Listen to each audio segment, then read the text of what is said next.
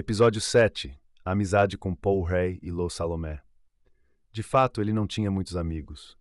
Nietzsche, um homem solitário em sua busca incessante por conexão e significado, encontrou-se em um momento crucial de sua vida quando conheceu Paul e Lô.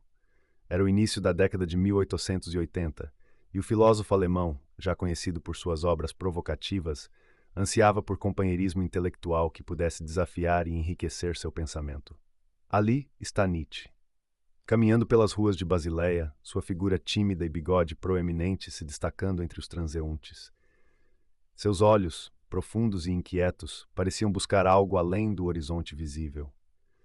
Foi nesse cenário que ele encontrou Paul pela primeira vez, em um café local frequentado por acadêmicos e intelectuais.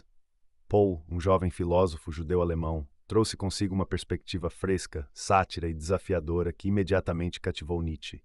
As longas conversas que se seguiram, muitas vezes estendendo-se noite adentro, giravam em torno do niilismo, da moral e da condição humana.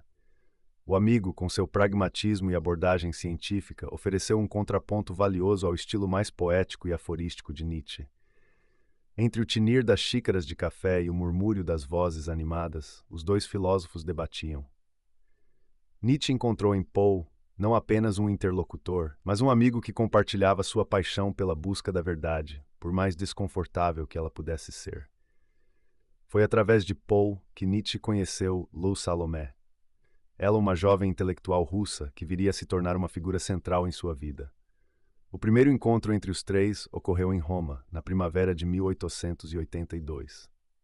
O pano de fundo para este encontro fatídico foi as ruínas religiosas, que testemunhou silenciosamente o nascimento de uma amizade que deixaria marcas indeléveis em Nietzsche. Lô, com seus olhos penetrantes e mente afiada, imediatamente capturou a atenção dele. Ela não era apenas bela, mas possuía uma inteligência e uma independência de espírito que o filósofo raramente encontrara em uma mulher. As conversas entre os três logo se tornaram um turbilhão de ideias, desafiando convenções e explorando os limites do pensamento. Os três caminhando pelos jardins de uma vila romana, Nietzsche gesticulando animadamente enquanto expõe suas teorias sobre a morte de Deus e a necessidade de uma reavaliação de todos os valores. Salomé, com um brilho nos olhos, questionando e provocando, levando o filósofo a aprofundar ainda mais suas reflexões.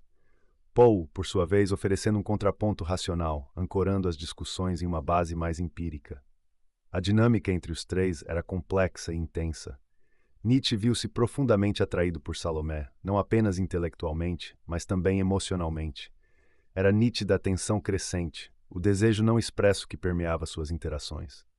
Para Nietzsche, Salomé representava não apenas uma musa, mas a encarnação de suas ideias sobre o espírito livre. Em uma carta a um amigo, Nietzsche escreveu: "Encontrei em Lô a mente mais brilhante e a alma mais pura que já conheci." Essas palavras revelam a profundidade do impacto que Salomé teve sobre ele. A relação entre os três desafiava as normas sociais da época. Surgiram os olhares de desaprovação e os sussurros nos círculos acadêmicos quando se soube que Nietzsche, Paul e Salomé planejavam viver juntos, compartilhando uma trindade intelectual.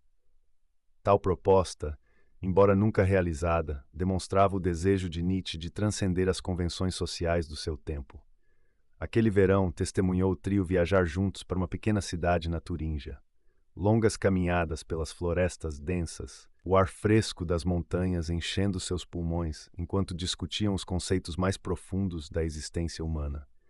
Foi durante esse período que Nietzsche começou a desenvolver muitas das ideias que mais tarde apareceriam em Assim Falou Zaratustra.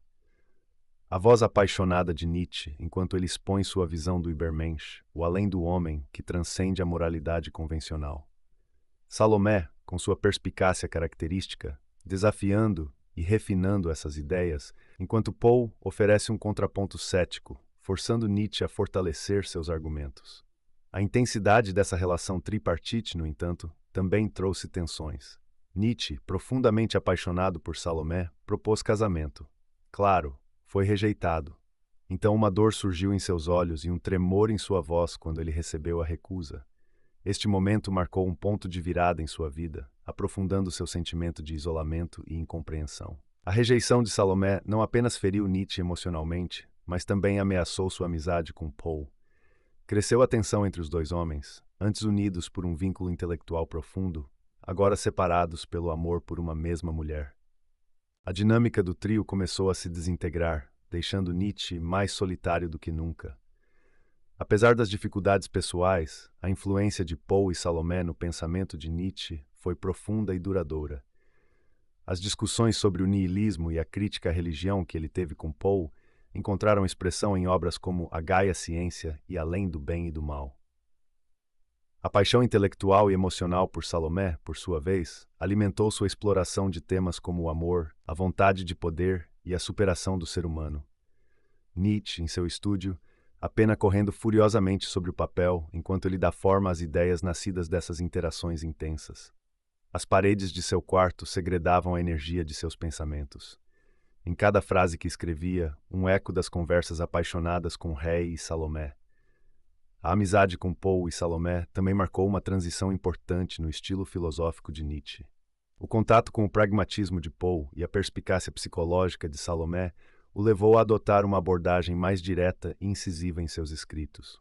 Houve uma mudança em seu estilo, passando de ensaios acadêmicos mais tradicionais para os aforismos afiados e provocativos que se tornariam sua marca registrada. A influência de Salomé, por outro lado, pode ser sentida na crescente ênfase de Nietzsche na psicologia e na exploração das motivações humanas. Esta profunda introspecção psicológica reflete as longas conversas com Salomé sobre a natureza da mente humana. Nietzsche, sentado à beira de um precipício nos Alpes suíços, contemplando o abismo tanto literal quanto metafórico. A imagem da montanha, um símbolo recorrente em sua obra, ganha nova profundidade à luz de suas experiências com Poe e Salomé. A montanha não é apenas um desafio a ser superado, mas um símbolo da ascensão do espírito humano acima das convenções e limitações. À medida que o tempo passava, a intensidade da relação entre os três começou a diminuir. O peso da melancolia que se abateu sobre Nietzsche, à medida que ele percebia o afastamento inevitável, era perceptível. As cartas trocadas entre eles tornaram-se menos frequentes, as visitas mais raras. No entanto, o impacto desse período em sua vida e pensamento permaneceu indelével. Em seus momentos de solidão, Nietzsche frequentemente refletia sobre o tempo passado com Poe e Salomé. Em seu quarto em Sils Maria, os olhos fixos nas montanhas distantes, relembrando as conversas animadas, as risadas compartilhadas, os momentos de profunda conexão intelectual. Essas memórias, embora às vezes dolorosas, serviram como um catalisador para algumas de suas ideias mais revolucionárias. A amizade com Poe e Lou representou um ponto de inflexão na vida e na filosofia de Nietzsche. Foi um período de intensa criatividade, paixão intelectual e crescimento pessoal. Embora tenha sido relativamente breve, seu impacto ressoou através de toda a obra subsequente do filósofo. Os ecos dessa amizade estão presentes nas páginas de Assim Falou Zaratustra, onde Nietzsche explora temas de amizade, amor e superação. A busca pelo amigo perfeito, tão incisivamente expressa nesta obra, reflete suas experiências com Poe e Salomé, tanto em sua realização quanto em sua perda. À medida que o episódio se encerra, desponta a transformação que ocorreu em Nietzsche. O jovem professor solitário que conhecemos no início, agora é um filósofo maduro, moldado pelas experiências intensas de amizade e amor. Suas ideias, refinadas no cadinho dessas relações, estão prontas para sacudir os alicerces do pensamento ocidental. A amizade com Poe e Lou foi mais do que um episódio na vida de Nietzsche. Foi um catalisador que o impulsionou em direção a algumas de suas ideias mais radicais e influentes.